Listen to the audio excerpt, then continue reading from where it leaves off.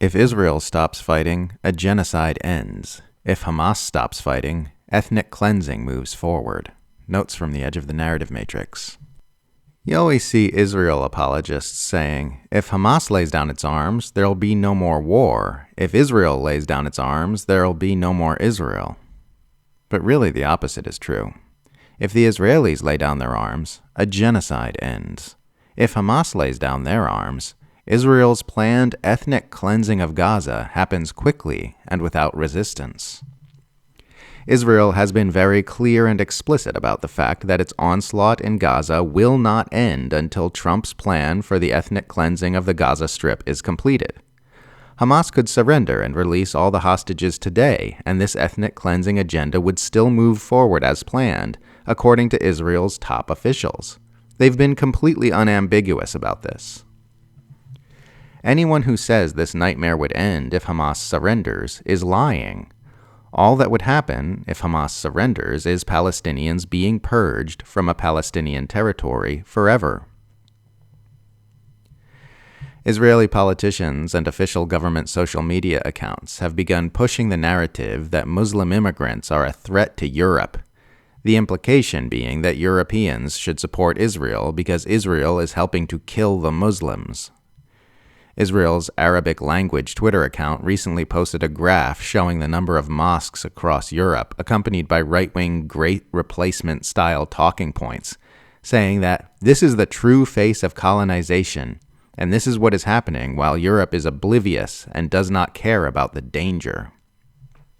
Former Israeli Prime Minister Naftali Bennett tweeted last month that Europe is becoming Islamized, fear-mongering about the number of Muslim immigrants throughout Europe.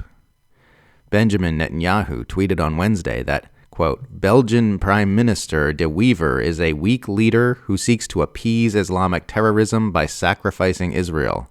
He wants to feed the terrorist crocodile before it devours Belgium, end quote. They don't want Muslims to live in Palestine. They don't want Muslims to live in Europe. Kind of seems like they just don't want Muslims to live. Haaretz reports that an IDF commander named Haim Cohen received intelligence warnings immediately prior to the Hamas attack on the Nova Music Festival on October 7th, but took no preemptive action, and that, quote, Cohen was also the officer who initially approved the festival on Tuesday of that week, end quote. This is just the latest addition to a large body of evidence that Israel appears to have intentionally allowed the October 7th attack to happen after deliberately provoking it in order to advance a pre-existing agenda to steal more Palestinian territory. President Trump is reportedly preparing to change the name of the Department of Defense back to the Department of War, which was what the U.S. military department was called until shortly after World War II. I'm seeing some criticism of this move, but personally I think it's fine. When was the last time the U.S. used its military for defensive purposes?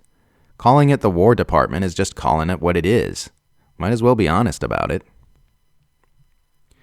Defense Secretary Pete Hegseth, soon to be Secretary of War, I guess, announced that we can expect to see more strikes on Venezuelan ships after a deadly U.S. attack on a boat which the Trump administration claims was trafficking drugs. Hegseth told the press on Wednesday that, we have assets in the air, assets in the water, assets on ships, because this is a deadly serious mission for us, and it won't stop with just this strike, end quote. Secretary of State Marco Rubio said, I don't care what the UN says when challenged by the press about his assertions regarding Venezuela's responsibility for America's drug problems, claiming that, quote, Maduro is an indicted drug trafficker in the United States and he's a fugitive of American justice. You really couldn't get a more honest representation of U.S. foreign policy than the top American diplomat saying, I don't care what the UN says, and then claiming that the leaders of sovereign nations are subject to American justice. These freaks really do believe the entire planet is their property. As we discussed previously, this is just cover for a long-standing regime change agenda against an oil-rich socialist government that Washington has sought to depose for many years.